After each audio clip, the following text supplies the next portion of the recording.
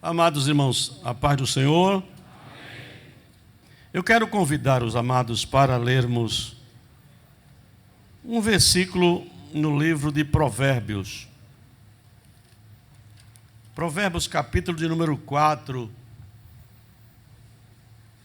e o versículo de número 23. Somente este verso. Só que eu queria ler e pedir para os irmãos, eu estou na versão corrigida aqui, a versão dos irmãos forem outras, mas repitam como eu vou ler. Eu acho essa versão corrigida uma das melhores versões, sinceramente. Sobre tudo que se deve guardar. Guarda o teu coração, porque dele procedem as saídas da vida. Por favor, mais uma vez. Sobre tudo, vamos lá comigo. Sobre tudo o que deve se guardar.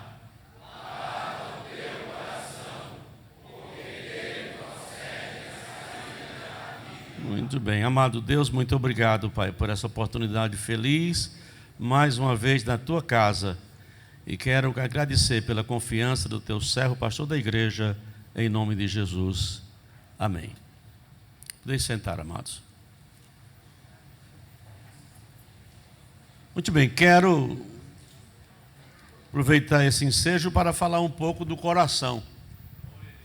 Não no sentido biológico, claro, porque não sou cardiologista, nem biólogo para trazer tanta informação. Mas para nos pensar algo que me faz vir às vezes ao meu pensamento, porque o que devemos pensar, irmãos, nesse sentido? Eu acho que todo homem de Deus, toda mulher de Deus, deve procurar aprender meios de guardar o seu coração. Guardar o coração sempre foi, talvez, o maior desafio. Porque uma coisa é você estar hoje feliz, saltando, pulando, glorificando, mas isso não acontece 24 horas por dia, e nem a semana toda, e nem o mês todo, e nem o ano todo.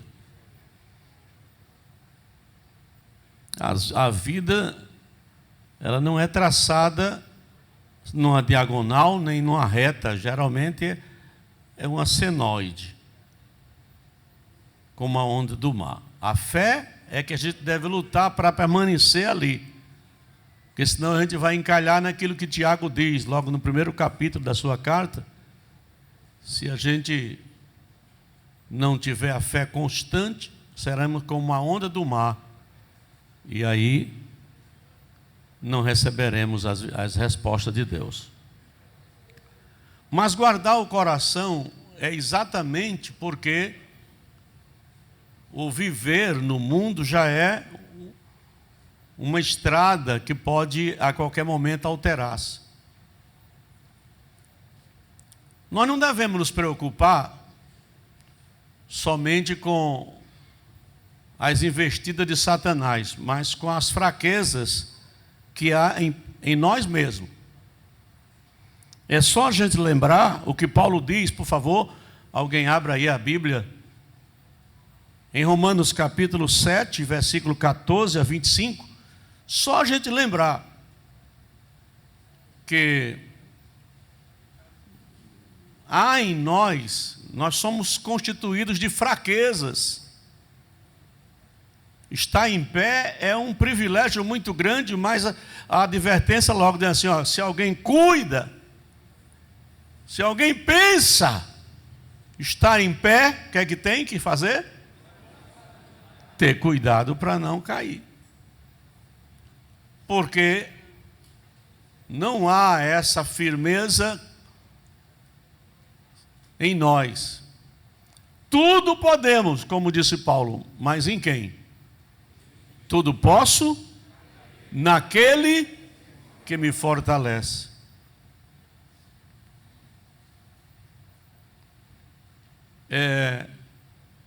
Me veio na mente agora um dia que estávamos juntos, eu e o pastor Zé Gomes, e o pastor Zé Gomes tinha aqueles chavões que ele gostava de dizer, até aprendemos alguns, e ele disse: aqui a temperatura é 220. Aí eu falei, deixei, quando terminou, eu brincando com ele, não tinha intimidade para isso, eu disse: pastor, mas é constante essa temperatura? Isso é constante, é 24 horas. Glória a Deus.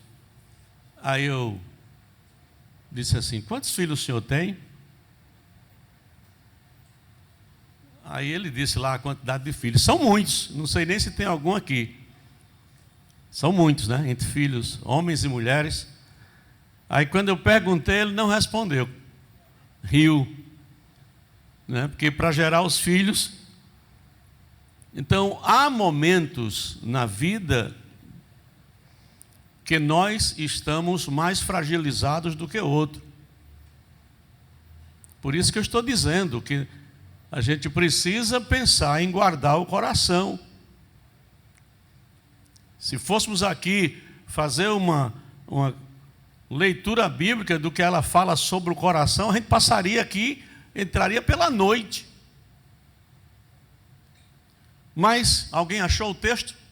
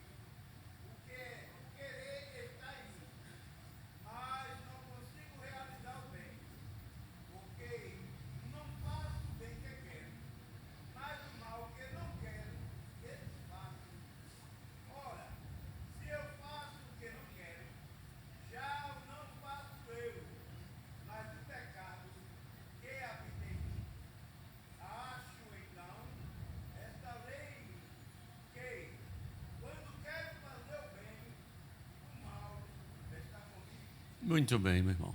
Muito bem. Olha, o que vamos dizer diante dessa explicação de Paulo sobre ele mesmo? Cada pessoa tem a sua forma de pensar e de ser. Mas a palavra de Deus é para todos nós, não é? Às vezes desejamos fazer e não conseguimos. Vai ter que morrer, né, para poder dar fruto, como foi ensinado. E é correto, é bíblico. Não faço o bem que quero. A fragilidade existe, guardar o coração é necessário. Coração se envaidece. Sim ou não? Se eleva.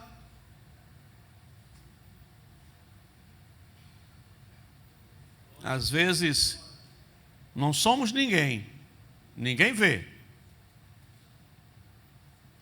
E Deus vai abençoando, Deus vai abençoando, Deus vai abençoando. Daqui a pouco, a gente está pensando que é alguma coisa.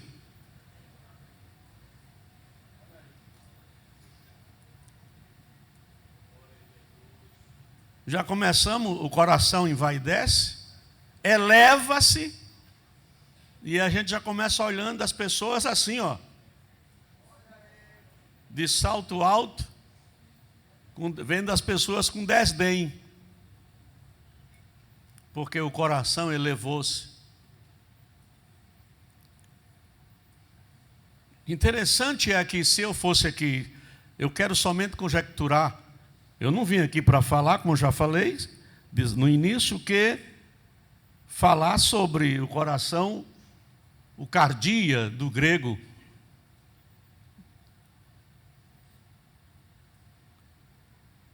No sentido biológico, porque a gente já sabe. O coração, tanto os humanos como dos mamíferos, de todos os animais mamíferos, é o quê? É aquilo que impulsiona o sangue para percorrer todo o corpo. E aí é que hoje em dia já começa a haver uma certa dissensão das ideias, porque as pessoas não compreendem o seu próprio coração.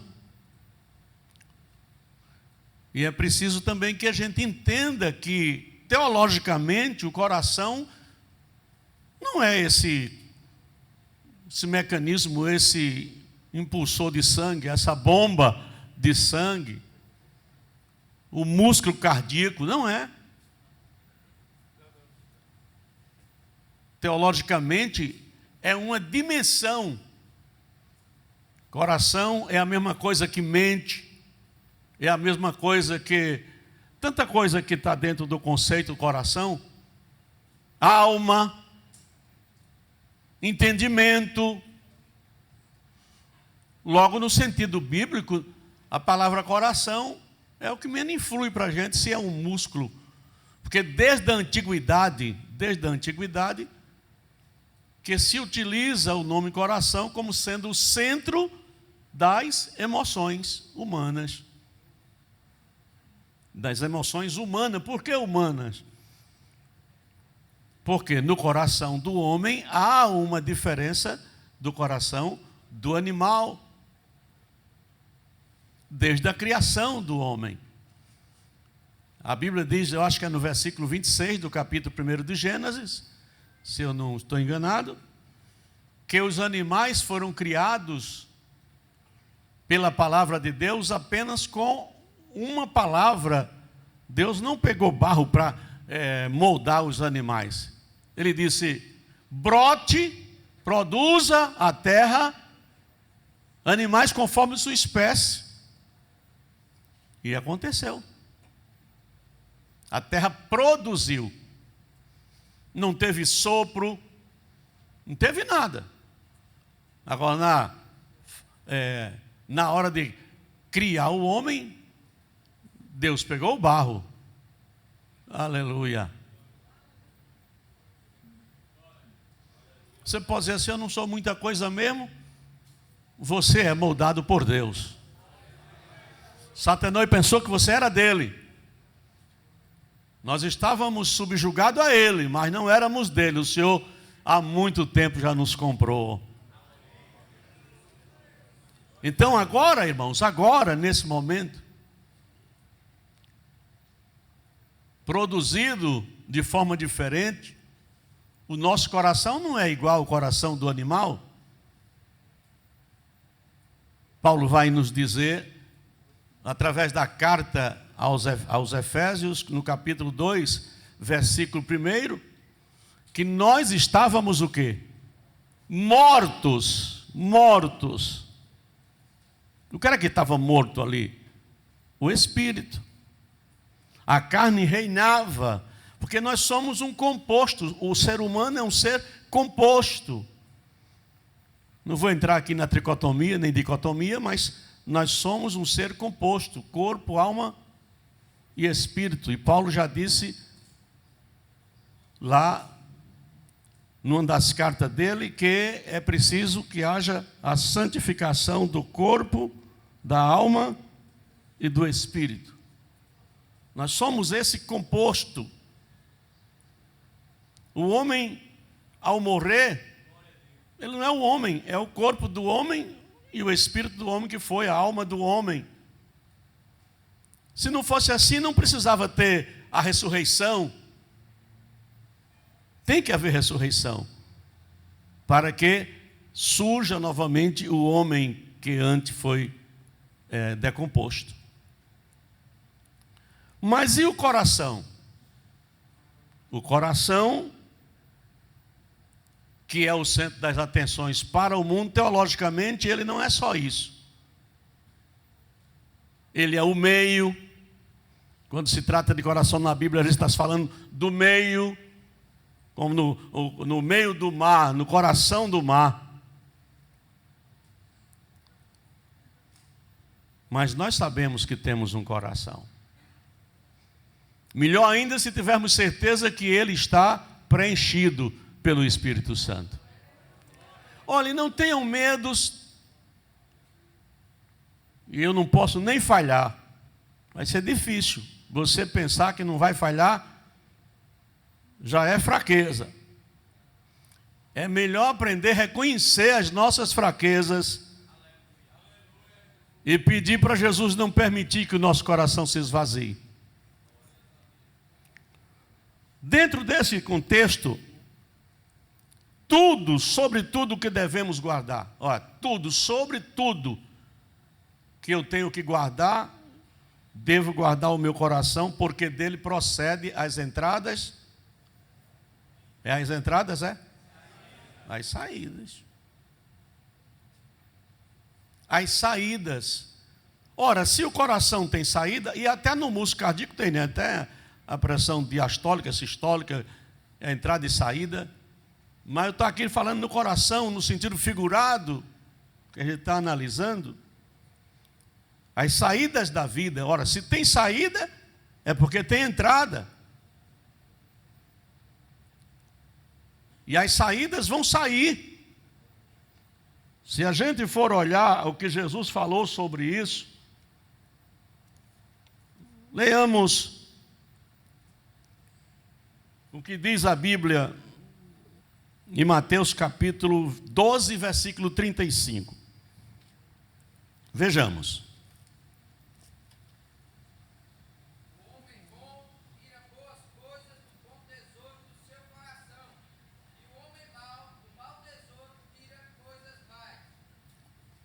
Se os irmãos entenderam aí, o que torna um homem ser bom ou mal é o que está no coração dele. É o coração dele que faz isso acontecer. O homem bom tira do seu bom tesouro o quê? O bem. Mas ele é bom porque do coração dele tem coisas boas. E eu estou chamando a atenção para que vocês pensem, para não permitir que entre as coisas ruins no coração. Porque as entradas vão sair, agora, aliás, as saídas, mas as entradas dependem de mim e de você. O que vai entrar aqui, depende da minha aproximação com o Senhor. Sabe por quê eu estou puxando esse assunto? Eu vou dizer, eu quero que você, se você de fato acredita nisso, às vezes a gente está enganado com o nosso coração. Seria a pior coisa, mas às vezes a gente se engana. Quem aqui já não deu uma falhada, hein? Cometeu um erro, mas estava achando que estava certo. Estava enganado o seu coração. A Bíblia diz que o coração é enganoso. Veja Jeremias capítulo 17 e versículo 9.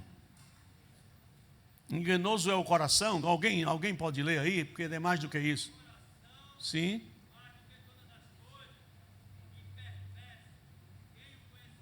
Ah.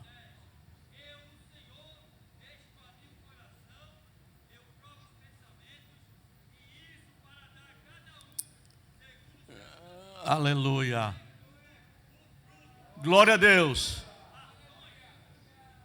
Olha aí, o coração é o quê? Enganoso. O coração engana, se engana. E esse texto aqui, vou chegar nele, se vocês observarem, dentro do contexto anterior, posterior, a gente vai compreender que está falando da confiança do homem em si mesmo. Vê lá em cima, logo no capítulo 17, lê o versículo de número 5 e diante. Vamos ler. Sim. Sim.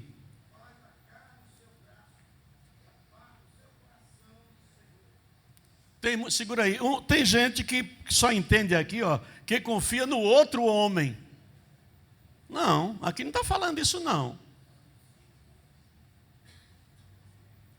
O problema é que muitas vezes se lê uma coisa e entende uma coisa que a Bíblia não está dizendo.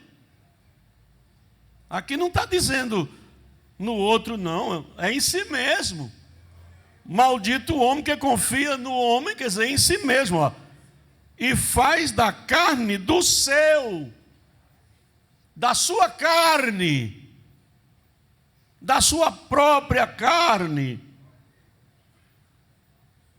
Ele confia em si mesmo.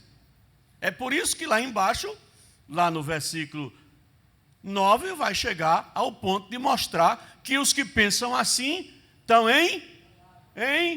enganados. Seu coração está completamente enganado. O senhor está confiando em si mesmo. Olha,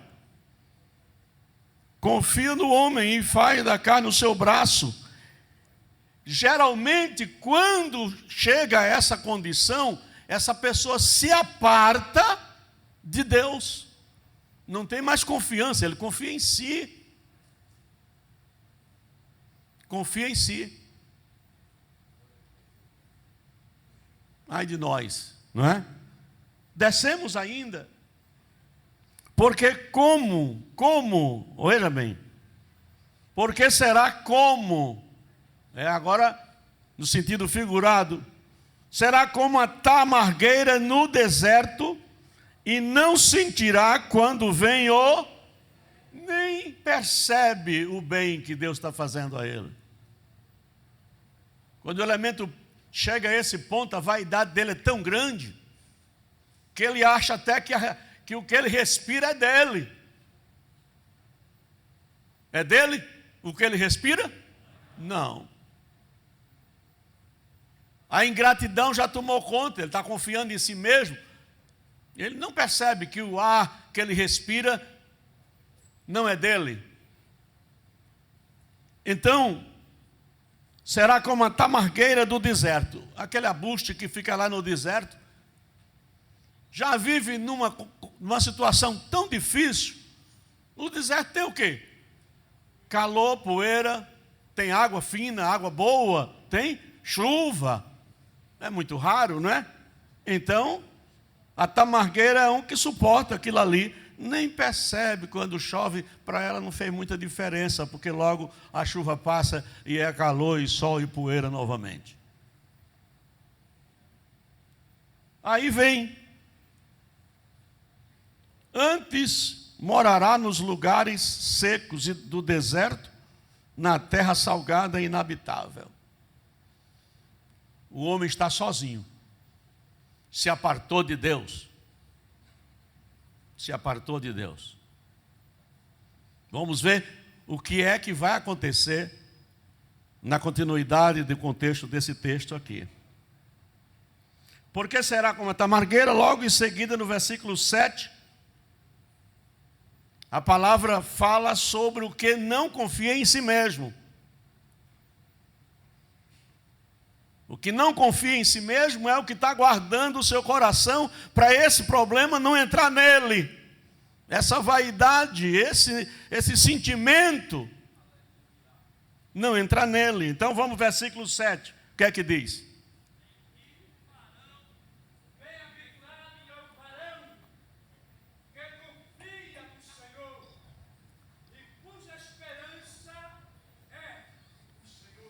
Esse faz como o texto aqui vai dizer, diferente da tamargueira. Veja o que acontece. Continue, meu irmão, no versículo seguinte. versículo 4. Sim? O 8, é o 8, desculpa, o 8, é o oitavo. Porque ele, isso, o varão, será como a árvore plantada junto às águas, que estende as suas raízes para o ribeiro e não receia quando vem o calor. que mais? A sua folha fica verde, e no ano seguinte e no ano da seridão não se afadiga, nem deixa de dar fruto. Pronto. Vai dentro do que foi falado aqui, né? Vai dar fruto. Não é fruto que se quer? Não é fruto que se quer. Se você estiver no deserto, se estiver se posicionando como tamargueira, envaidecido, pensando que seu coração, que você é alguma coisa e que tem força para sobreviver, vai dar fruto. Agora, se tiver plantado junto, hein? Aleluia. Junta as águas. Junta as águas. Junta as águas. Só vá para o deserto se o Espírito de Deus mandar ou levar. Que às vezes leva. Levou Jesus?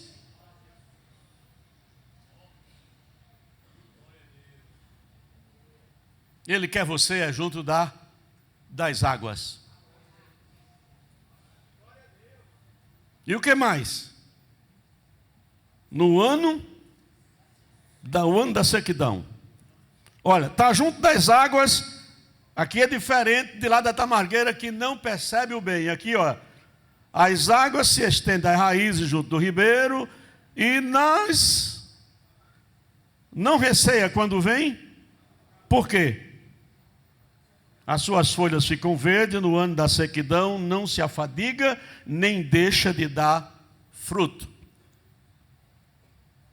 Depois que termina essa passagem, que ilustra o homem que confia em si mesmo e o que confia no Senhor, é que vem o versículo 9, dizendo: enganoso é o coração. O elemento que confia em si mesmo está em seu coração está enganado. O coração se engana.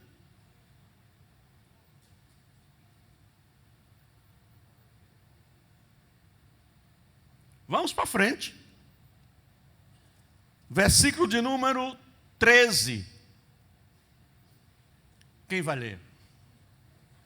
Ó Senhor, esperança de Israel, todo aquele que te deixam serão envergonhados.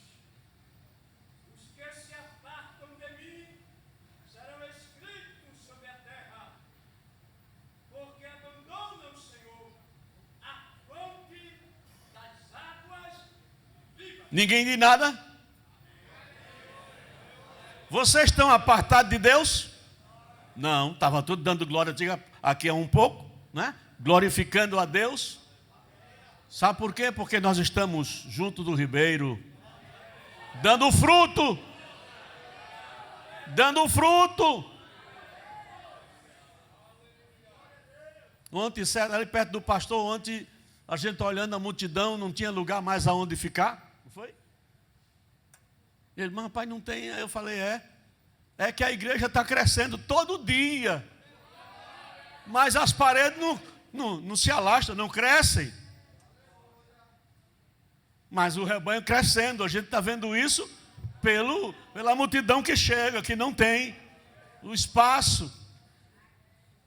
É a água do ribeiro. Não estamos apartados de Deus, estamos juntos de Deus.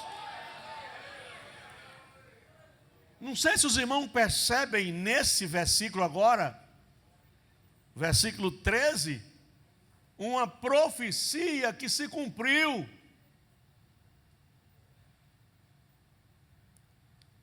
A esperança de Israel, ó Senhor, esperança de Israel. Todos aqueles que te deixam serão envergonhados, os que se apartam de mim serão escritos sobre a terra.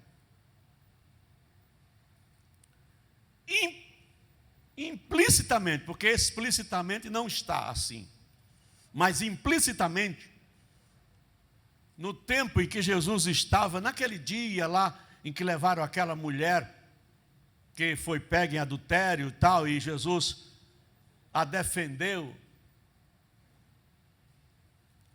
Se vocês observarem ali, diz que Jesus escrevia onde? No livro dos profetas, não foi? No seu diário, no seu evangelho, não foi? Aonde? Na terra. Na terra mesmo, no planeta, no chão. Ele não tinha um ponteiro, não tinha um lápis, era com o seu dedo. Mas quem ele escrevia ali, meu Deus? Explicitamente, não tem garantia nenhuma o que ele escreveu. Mas quando eu olho que Jesus veio para cumprir todas as profecias, eu fico entre as linhas pensando aqueles nomes que ele estava escrevendo ali. Tem todo sentido. O texto diz que começou saindo pelos mais velhos. Jesus começou a escrever porque ele fez a pergunta: quem não tem pecado, seja o primeiro a atirar a pedra. E começou a escrever no chão.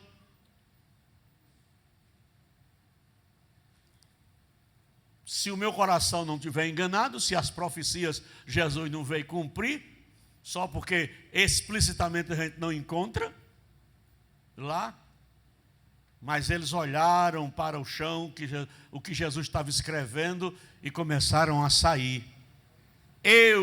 Isso é inferência minha, não estou mandando ninguém acreditar. É inferência minha, porque sou estudioso das Escrituras desde criança. Não encontrei explicitamente resposta para isso, mas encontrei a ideia. Eles viram o que ele estava escrevendo e se afastaram dele, porque ele falou que quem não tivesse pecado fosse o primeiro a atirar a pedra. Quem sabe se ele não estava ali escrevendo o nome de alguém, e alguém viu e disse: opa, como ele sabe meu nome? Ele sabe meu nome. Ó. Aí o outro, e o meu também. A profecia diz o quê? Os que se apartam de mim, escreverei seus nomes sobre a terra. Eles estavam colocando algo para tentar derrubar Jesus, né? Causar uma situação complicada para Jesus. Levar aquela mulher naquelas condições, sem o homem, somente a mulher. Estava tudo errado. Estavam apartados. Aqueles são os que confiam em si mesmo. São as tamargueiras da vida. Não sei, mas Jesus escreveu sobre a terra, escreveu.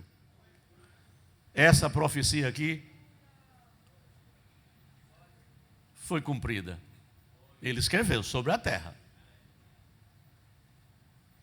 Eu não sei dizer se foram os nomes ou os pecados, mas que escreveu, escreveu. Agora, vamos ver, além do coração ser enganoso, ele também se desvia. Isaías 44:20, estou puxando aqui para os irmãos conscientizar-se desse aspecto. Diz que o coração enganado se desvia. Então, olha, está tudo aqui dentro do que eu estou falando. Se o ser humano se aparta o coração de Deus, ele se desvia. Estou citando Isaías 44:20. Jesus também afirmou que os irmãos devem lembrar que procede do coração do homem os maus pensamentos. Já vimos que o pensamento mal procede do coração mal. O homem procede mal, faz o mal. De maneira que o meu e o teu coração é um alvo do diabo. Pense comigo, raciocine comigo. Qual era o estado de Eva lá no Éden? Era o nosso, que hoje, pela graça de Deus, estamos, como foi pregado ontem aqui, né? Fomos absolvidos por Deus.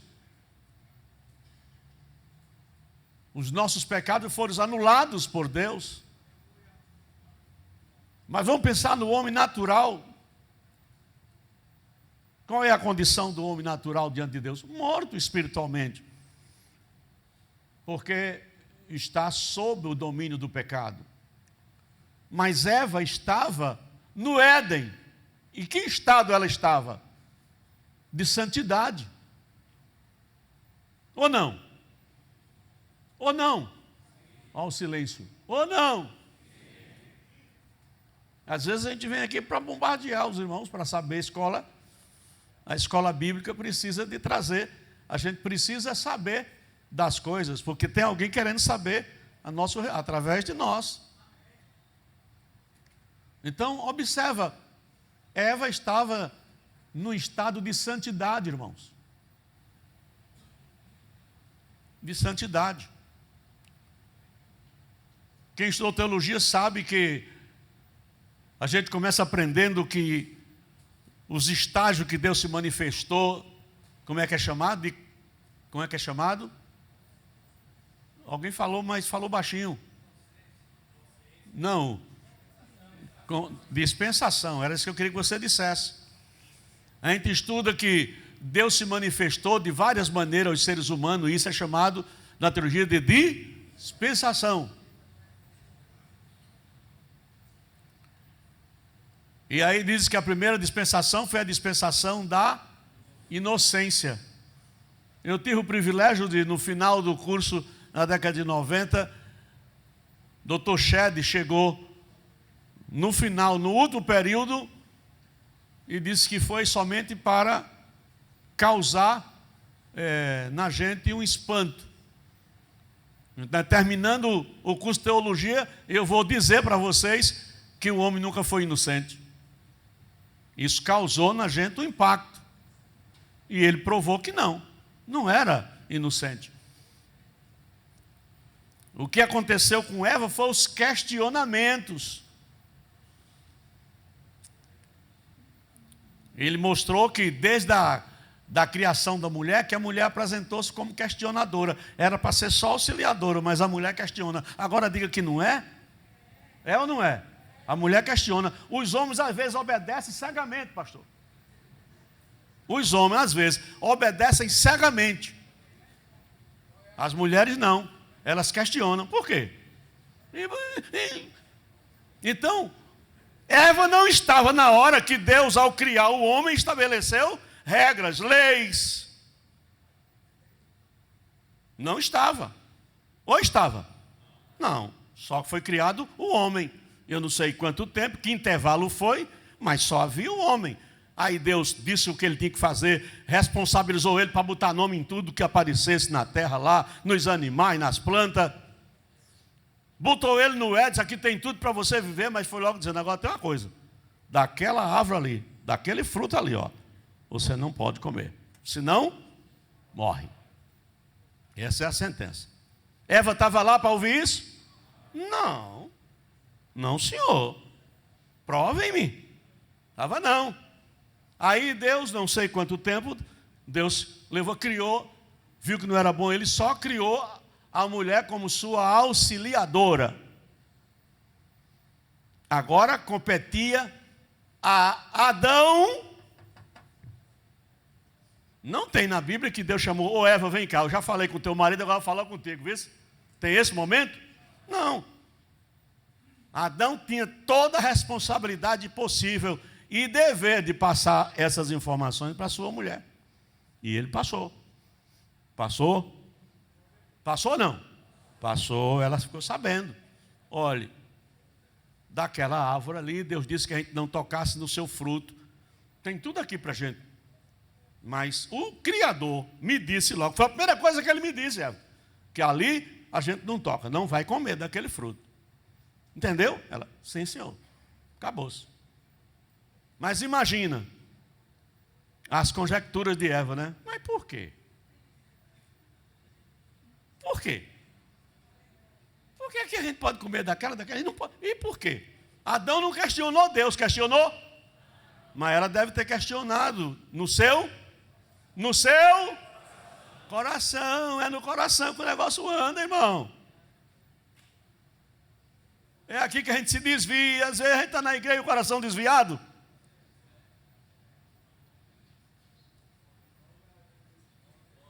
Vai ter coragem de subir aqui no púlpito para vir dar uma doutrina que desviar do coração.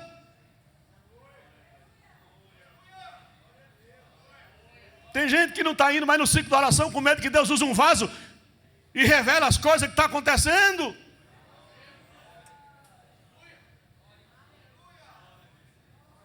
Aí,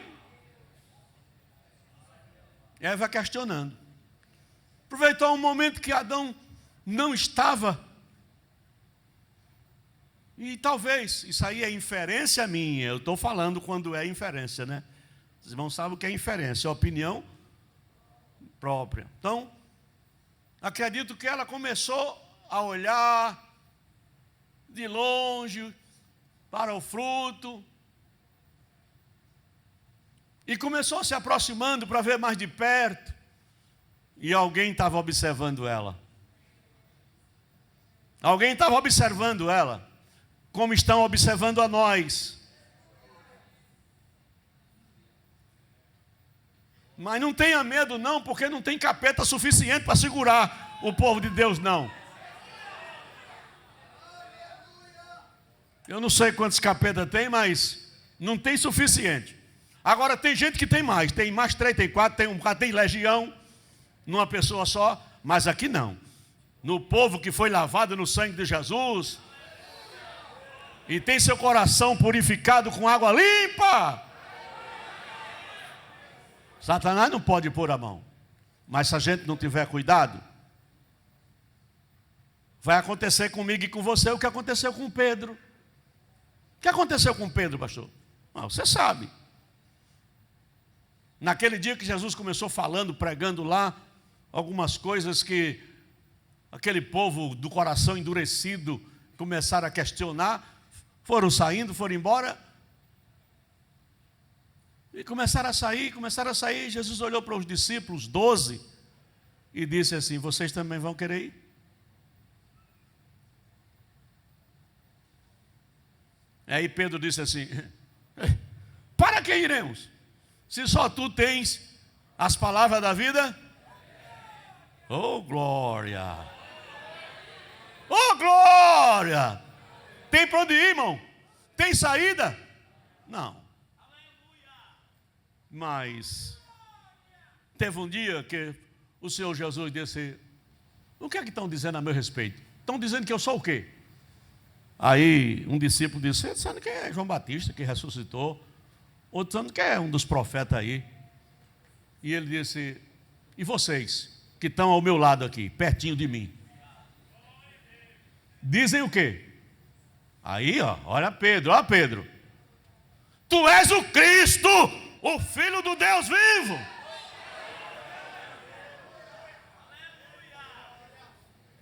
Foi Pedro que falou? Foi Pedro que falou? Nem crente era ainda, irmão. Que se ele fosse crente, Jesus não tinha dito depois a ele: quando tu for crente, tu apacenta teus irmãos. Ele só foi crente depois. Ainda estava convencido, mas não estava convertido. O coração de Pedro não. Mas Jesus reconheceu que Deus falou na boca de Pedro, não foi? Aí disse assim: Simão Barjona, não foi você que falou, mas o Pai que te revelou agora. Tu fosse usado agora pelo Pai. Eu não sei se o coração de Pedro se envaideceu com essa palavra. Eu não sei o que aconteceria comigo. Eu ouvi de Jesus, o meu Pai falou na tua boca agora. Eu não sei se vocês já ouviram, depois de uma pregação, você descendo do púlpito, e alguém chegar e dizer, mas essa palavra, enaltecendo a palavra, né? Mas aqui, se você passar por isso, como eu acho que acredita que os irmãos aqui já passaram, diga assim, o sangue de Jesus tem poder. Não está vindo de Deus não, viu? Não está vindo de Deus não, porque Deus exalta quem Ele quer. Quando vem sair, irmão, é o inimigo querendo envaidecer o teu, quebrar. Aí você, se não tiver com o coração protegido, agora você vai envaidecer-se. Possivelmente ele se envaideceu. Jesus continuou na palavra, ensinando ali, e aí começou dizendo que ia passar ia ser entregue na mão dos homens, ia padecer, iam matar ele e tal, e ele ressuscitaria. Ele nem terminou a conversa, Pedro gritou, não diga isso não, mestre, não diga uma coisa dessa não. Diz o texto que Pedro repreendeu Jesus. Mas irmãos, mudou as coisas, né? Repreendeu Jesus. Pode procurar nos evangelhos, você vai encontrar isso. Repreendeu Jesus. Aí Jesus disse assim, atrás de mim, Satanás. Quem falou na boca dele? Quem falou na boca de Pedro? Foi Satanás. Então Satanás, ele não precisa entrar no coração para falar na minha boca, não. É só um pensamento, quer dizer, vai descer, alguma coisa acontecer no meu coração, ele vai e fala. Porque para ele entrar para o coração é preciso, tem duas coisas ainda, eu dar lugar, dar essa permissão a Satanás. Foi o que aconteceu com Judas Iscariote. Jesus diz, naquele momento da ceia, por que desce? Né? Deixasse, permitisse que Satanás invadisse o teu? Está escrito isso? Tá. É no coração que Satanás trabalha. Voltando ao caso de Eva, Satanás percebeu que ela estava de alguma forma admirando, ou fazendo interrogações no seu. Por quê? Desse fruto eu não posso comer. Por quê? E enquanto ela questionava a si mesmo, provavelmente Satanás observando, transfigurou-se e foi lá tentar. Transfigurou-se em quê? Numa serpente. Ela nem percebeu que a serpente não falava. Até aquele dia, eu acredito que ela nunca tinha ouvido uma serpente falar. Mas ela falou, ela estava tão concentrada no fruto. Eu acho que estava vendo ali o primeiro sentimento de desejo descontrolado, né? E ela começou a pensar, e quando ela disse, não foi assim que Deus disse, não. Ele disse assim. Ela tinha consciência, ela nunca foi inocente. O que ela estava, o estado dela era que era santo, de fato. Ela não tinha pecado ainda, estava santa. Estava em comunhão com Deus. Seu coração estava perfeito. Mas o que é que diz Eclesiastes 7:29? Quem é que pode ler? Eu estou encerrando aqui. Leia aí, 7:29, de Eclesiastes.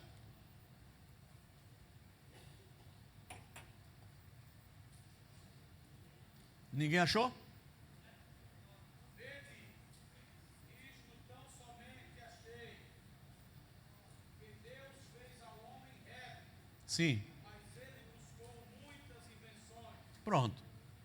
O coração dela estava em perfeito estado.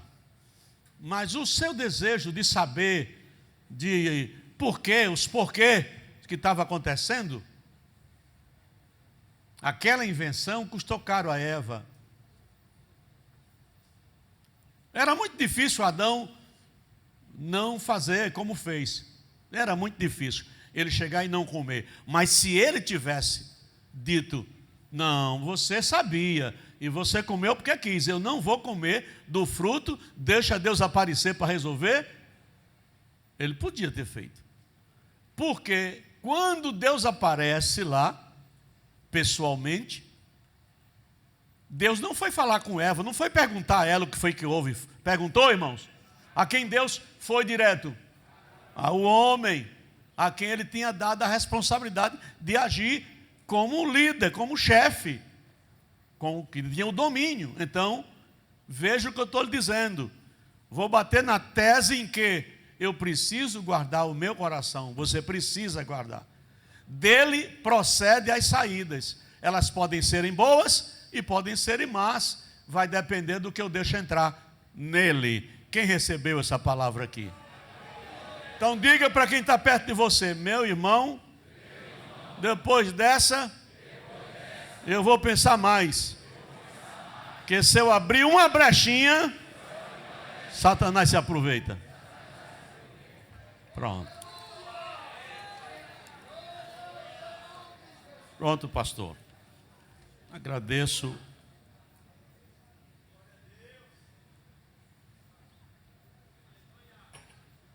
Que o conhecimento é capaz de mudar a vida de quem lê, a gente já sabe. E que livro você pode comprar em qualquer livraria. Mas nós transformamos 100% do nosso lucro em mudança de vidas, através da ação social, evangelismo e missões. Ao adquirir qualquer um de nossos produtos, seja presencial ou à distância, você está investindo em alguém. Na próxima vez que você for comprar livros ou artigos evangélicos, não vá em qualquer lugar. Vá na Livraria Arca Missionária. Uma nova história começa quando você compra aqui.